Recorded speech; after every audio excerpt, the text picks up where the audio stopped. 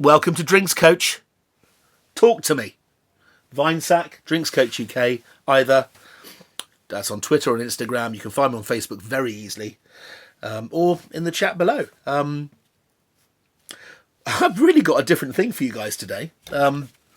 What I have been inundated with since we started this channel is, well, everything. And there's a lot of stuff coming and going, oh, you know, if you're going to be really down with the kids, you should try this and you should try that. And I'm going, look, I'm staying on top of most things. And I made a decision, I suppose, mentally, that I wouldn't talk about non-alcoholic drinks on this channel because although Drinks Coach allows me the latitude to do that because I haven't said it's all booze, it's what I specialise in. But at the same time, if I'm not promoting high-quality non-alcoholic drinks, then maybe I'm not doing myself or anybody else any favours. So I thought I'd give it a go because I've been inundated with so many crap soft drinks and just, look, if anybody's sending stuff in, they think that because it's got a really cool label or it's got something to do with the fun-loving criminals or Bob Dylan or something, then that doesn't make it a drink, okay? I drink these things blind, I taste them, and if they're no good, don't send them in.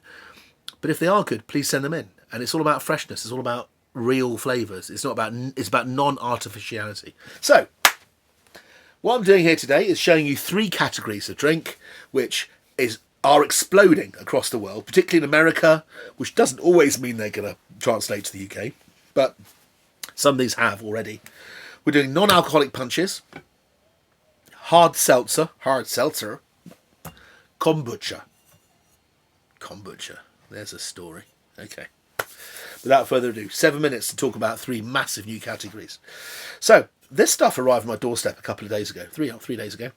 And I was going, oh, not more grown-up soft drinks. 3 major issues I have with grown-up soft drinks. Number 1, too sweet. Number 2, taste artificial. Number 3, trying to be cool. I mean, like, really trying to be cool. Something on the label that sort of, probably appeals to one sector of the audience and not another. I'm like, I'm not sure if I can even identify with that brand. You know, I'm not the kind of person who would wear Ugg boots, so why would I drink that? So, this guy came in. It's Soft Punch from a brand called Punchy. You can see where they get the name from.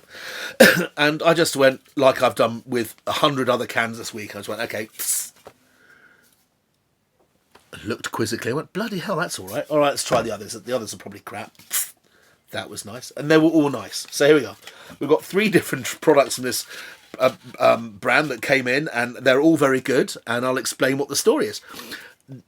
Non-alcoholic punch, the idea is you can drink the drink on its own or over ice, or you can drink it in the ready-made can, because it's designed like that. I suppose if you could drink ready-made gin and tonic and on a train, or you can drink ready-made mojito, usually horrible on a train.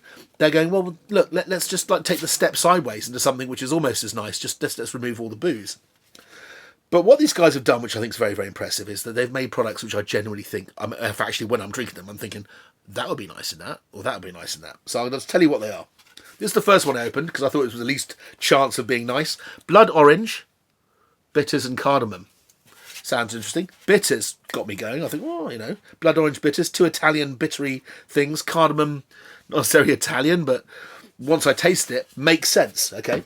Nice drink on its own. It tastes of fresh blood orange juice. And when I looked at the back, everything's fresh. There's there's a bit of antioxidant, a bit of ascorbic acid. We stabilise the drink, but basically, all the flavourings and everything are natural. Then we had this one, cucumber, yuzu and rosemary. Cucumber, love cucumber, but cucumber drinks usually taste foul. This actually tastes like cucumber juice, like I was making a really sophisticated Bloody Mary or a gazpacho. It was really lovely, and when I smelt it, I thought lovely. And it's got not lemon, it's got yuzu. How trendy is that? Yuzu is a Japanese citrus fruit, which is suicidally short-lived. I've brought fresh yuzus from the vegetable market in Tokyo, got on a plane, flown home to make a yuzu martini for my friends, and they were already not as good as they were when they were in Japan. That's how quickly they go off. But yuzu is an expensive and stunning citrus fruit. So there we go. And this one, Peach, ginger and chai. I love peach, but I hate artificial peach. I mean, I really, really detest it. And this has actually got peach juice in it and spiced tea notes. And it finishes with a nice hot lick of ginger. I think that's quite delicious. Okay, so which one would I drink most? Probably the peach one. Now, when you drink it, it tastes like a soft drink, but it's layered. Somebody's actually put some effort into it. It's got layers. And if you put a splash of rum in there, maybe a 3-star plantation or maybe some 7-year-old Havana Club, that makes a drink instantly. And it's very high quality and it's not too sickly sweet. The cucumber, yuzu and rosemary one, I was thinking of tequila when I was drinking it. If you drink that ice cold over ice with a nice shot of Tapatio Blanco or one of the other great tequilas you can buy out there, that would be delicious. And the blood orange bitters and cardamom, I know that's the one I'd like to drink as a soft drink. So, category 1 done. Category 2, these are called hard seltzers. In America, everywhere, people are going, hey, you know, people drink drinks out of cans like Coca-Cola. If they grow up, what are they going to drink? And people are making hard seltzers now. They're very low in calories. What is a seltzer? A seltzer is a soft drink made with sparkling water, theoretically fresh juice and booze. So it's an alcoholic soda water that's been flavoured. Well, I got 3 of these from a guy called Island Bay. Okay, number 1, I think it does wean people off drinking sweet things, which is good. The strawberry one's not too bad. The strawberries actually taste quite strawberry-like, quite fresh and strawberry. As does the watermelon. Slightly less good, but the strawberry's the one to kill. Don't touch the mango. It was horrible. But the strawberry one was probably a good example. Look, I've tasted loads of hard seltzers, and there's one here, which I will concede is probably an acceptable drink. And it's about 5% alcohol, so it's the same strength as a can of gin and tonic. Blah blah blah blah blah.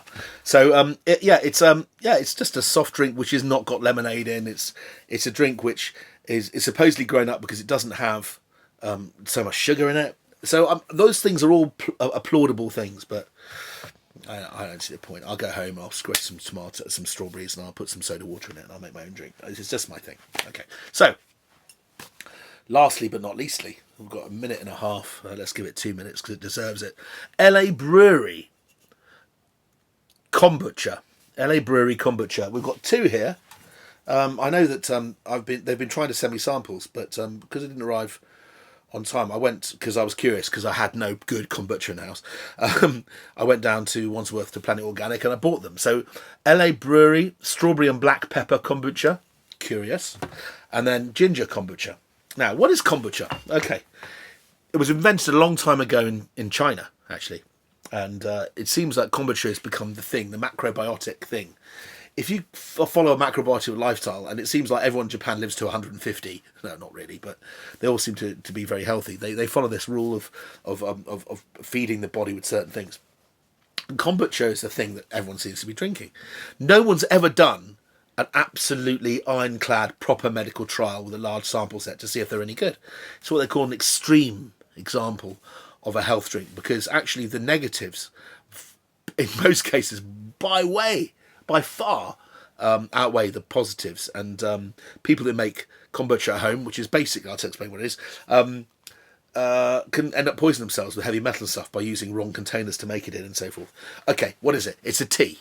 It's either a green tea, which is like a non-fermented tea, or it's a fermented tea, a black tea. And then they add a mixture, which is called a SCOBY, which is a mixture of bacteria and yeast cultures in order to make a drink which kind of creates certain probiotic ingredients which are supposed to be highly, highly good for you. But the natural process means that there's always going to be a little bit of vinegar in the drink. So whenever I've drunk a kombucha, I've gone, ugh. And because vinegar is the devil of wine, I'm very sensitive to it. Over the years, I've learned to become highly sensitive to it. But I was tasting these today, ice cold out of the fridge as this is.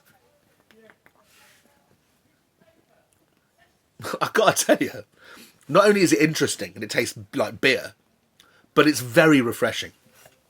This is LA Brewery, Suffolk, England.